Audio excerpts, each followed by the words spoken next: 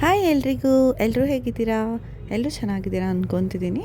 ಏನು ಗೊತ್ತಾ, ನಾವೆಲ್ಲರೂ ಎಕ್ಸ್ ಕೊಲೀಗ್ಸು ಮೀಟ್ ಆಗೋಣ ಅಂತಂದ್ಬಿಟ್ಟು ಪ್ಲ್ಯಾನ್ ಮಾಡಿದ್ವಿ. ಸೊ ನಾವು ಯೂಶ್ವಲಿ ಏನು ಮಾಡ್ತೀವಿ ಅಂತಂದರೆ, ಯಾರ್ದಾದ್ರೂ ಮನೇಲೇ ಮೀಟ್ ಆಗ್ತೀವಿ. ಸೊ ಅಲ್ಲೇ ಕುಕ್ ಮಾಡಿಕೊಂಡು ಊಟ ಮಾಡ್ತೀವಿ. ಸೊ ಔಟ್ಸೈಡೆಲ್ಲ ನಾವು ಮೀಟ್ ಆಗೋಲ್ಲ. ಈ ಸಲನೂ ಹಾಗೆ ಅಂದ್ಕೊಂಡಿದ್ವಿ. ನಾವು ಹೋಗೋಷ್ಟೊತ್ತಿಗೆ ಆಲ್ಮೋಸ್ಟ್ ಲೇಟ್ ಆಗಿಬಿಟ್ಟಿತ್ತು. ಎಲ್ಲರೂ ಬಂದುಬಿಟ್ಟಿದ್ರು. ಬಂದವ್ರು ಅಡುಗೆನೂ ಮಾಡಿಬಿಟ್ಟಿದ್ರು.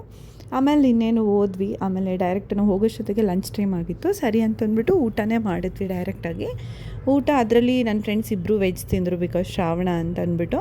ಆಮೇಲೆ ಊಟ ಎಲ್ಲ ಆದಮೇಲೆ ಸುಮ್ಮನೆ ಹಿಂಗೆ ಮಾತಾಡ್ಕೊಂಡು ಕೂತಿದ್ವಿ. ಯಾಕಂದರೆ ನಾವು ಯಾರೂ ಇವಾಗ ಜೊತೇಲಿ ವರ್ಕ್ ಮಾಡ್ತಾಯಿಲ್ಲ, ಎಲ್ಲ ಬೇರೆ ಬೇರೆ ವರ್ಕ್ ಮಾಡ್ತಾಯಿದ್ದೀವಿ. ಸೊ ಹಂಗಾಗಿ ಯಾವಾಗಲೂ ಒಂದೊಂದು ಸಲ ಮೀಟ್ ಆಗ್ತೀವಿ ಅಂತಂದ್ಬಿಟ್ಟು ಇರುತ್ತಲ್ವ, ತುಂಬ ಮಾತಾಡ್ತಾ ಇದ್ವಿ. ಹಾಗೆ ಎಲ್ಲರೂ ಲೈಫ್ ಹೆಂಗೆ ನಡೀತಿದೆ, ಏನು ಕೆಲಸ, ಅದು ಇದು ಎಲ್ಲ ಮಾತಾಡ್ತಾಯಿದ್ವಿ. ಅದಾದಮೇಲೆ ಇನ್ನೇನು ಮಾತಾಡಿ ಬೇಜಾರಾಯಿತು. ಸರಿ ಇವನು ಆಡೋಣ ಅಂತ ಅಂದ್ಬಿಟ್ಟು ಇವನು ಆಡ್ಕೊಂಡು ಕೂತಿದ್ವಿ. ನಮಗಂತೂ ನಮ್ಮ 3 ಜನ ಫ್ರೆಂಡ್ಸ್ಗೆ ನಮಗೆ ಗೊತ್ತೇ ಇಲ್ಲ ಆಯಿತಾ ಇವನು ಹೆಂಗೆ ಆಡೋದು ಅಂತ. ನಾನು ಒಂದು ಸಲ ಆಡಿದ್ದೆ ಅವ್ರ ಮನೇಲೆ ಪ್ರೀವಿಯಸ್ ಟೈಮ್ ಹೋದಾಗ.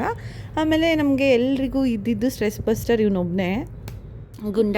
ಸೊ ಎಲ್ಲರೂ ಹೋಗಿ ಬಂದು ಅವನ ಹತ್ರನೇ ಆಟ ಆಡೋದು. ಆಮೇಲೆ ಅವ್ರ ಮನೇಲಿ ಒಂದು ಪೇಂಟಿಂಗ್ ತಂದಿದ್ರು, ನಾನು ವಿಡಿಯೋದಲ್ಲಿ ಹಾಕಿದ್ದೀನಿ. ಅದಷ್ಟು ಚೆನ್ನಾಗಿದೆ ಗೊತ್ತಾ. ಅವ್ರು ಎಲ್ಲಿಂದನೋ ತಂದೆ ಅಂತಂದರು, ಬಟ್ ನನಗೆ ಮರ್ತು ಹೋಯಿತು. ಆಮೇಲೆ ಇವರು ನೋಡಿ, ಮಗು ಆಗೋದಕ್ಕೂ ಮುಂಚೆ ಅವ್ರ ಬ್ಯಾಗ್ ಫುಲ್ಲು ಈ ಸ್ನ್ಯಾಕ್ಸು, ಲ್ಯಾಪ್ಟಾಪ್ ಎಲ್ಲ ಇರ್ತಿತ್ತು. ಈಗ ಫುಲ್ ಚೇಂಜು. ಪಾಪಗೆ ಬೇಕಾಗಿರೋ ಥಿಂಗ್ಸು, ಟಾಯ್ಸು, ಅವನಿಗೆ ಏನೇನು ಬೇಕು ಅದೆಲ್ಲ ಇಟ್ಕೊಂಡು ಎಲ್ಲಿ ಹೋದರೂ ಆ ಬ್ಯಾಗ್ನ ಎತ್ಕೊಂಡು ಓಡಾಡ್ತಾರೆ ಇವಾಗ. ಸೊ ಲೈಫ್ ಎಷ್ಟು ಬೇಗ ಚೇಂಜ್ ಆಗಿಬಿಡುತ್ತಲ್ವ. ಆಮೇಲೆ ಇನ್ನೇನೆಲ್ಲ ಮುಗೀತು, ಸಂಜೆ ಬೇರೆ ಆಗಿತ್ತು. ಸರಿ ಹೊರಡೋಣ ಅಂತ ಅಂದ್ಬಿಟ್ಟು ಎಲ್ಲರೂ ಹೊರಟ್ವಿ.